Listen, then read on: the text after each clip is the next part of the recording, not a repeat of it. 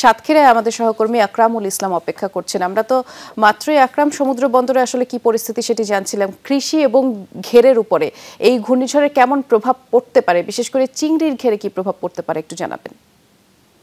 Ceylon family ব্লেন্ডের কড়ালিকার আর সতেজ স্বাদের perfect ব্লেন্ডে স্বপ্নেরা মেলুক টানা। বৃষ্টি এখনো কিন্তু সাতক্ষীরার উপকূলীয় অঞ্চলে প্রবল বাতাস এবং বৃষ্টিপাত হচ্ছে এবং এর ফলে উপকূলীয় অঞ্চলে যে চিংড়ি ঘেরগুলো রয়েছে, মাছের ঘের, এগুলো কিন্তু ভেসে যাওয়ার সম্ভাবনা রয়েছে। উপকূল রক্ষা বেড়িবাঁধ না ভাঙার কারণে কিন্তু যে মুহূর্তের মধ্যেই যে লোকালয় প্লাবিত হয়ে যায়, গ্রামাঞ্চল ভেসে যায়, মাছের ঘের ভেসে যায়, এবার কিন্তু সে ঘটনা এখনো পর্যন্ত ঘটেনি। তবে বৃষ্টির ফলে মাছের ঘেরগুলো, কিছু কিছু মাছের ঘের কিন্তু ইতিমধ্যেই প্লাবিত হয়েছে এবং এভাবেই যদি বৃষ্টি চলতে থাকে তাহলে কিন্তু মাছের ঘেরগুলো একেবারেই ভেসে যাবে।